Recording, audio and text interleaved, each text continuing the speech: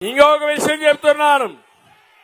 అందరి పింఛన్లు మొదటి తారీఖునే వాళ్ళ ఇంటి దగ్గర ఎలాంటి ఆంక్షలు లేకుండా 4,000 రూపాయలు ఇచ్చే బాధ్యత మాదని మీ అందరికీ హామీ ఇస్తున్నా. ఇప్పుడు ఎన్నికల కమిషన్ ఆన్లైన్ లో ఇమ్మన్నారు.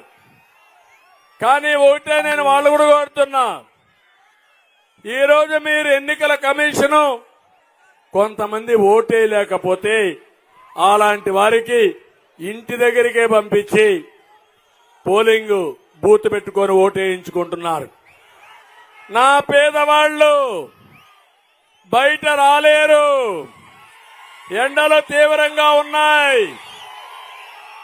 అలాంటి వారికి బ్యాంకులో వేయకుండా వాలంటీర్లు కాకపోతే వేరే వాళ్ళ పెట్టి వాళ్ళ ఇంటి దగ్గరే పింఛన్లు ఇవ్వాల్సిందిగా ఎమ్మెల్యేలో డిమాండ్ చేస్తున్నా.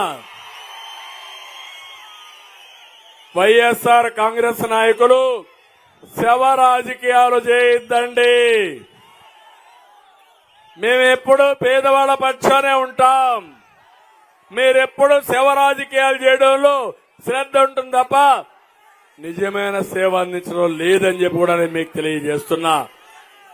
అందుకని మీరందరూ కూడా చెప్పాలి, మన పార్టీ కూడా చెప్తాం, ఇంటి దగ్గరనే ఇవ్వాలని చెప్తాం, ఇచ్చే విధంగా కూడా ప్రయత్నం చేస్తామని మీ అందరికీ హామీ ఇస్తున్నా. ఎవరెన్ని చెప్పినా నమ్మద్దని కూడా కోరుతున్నా.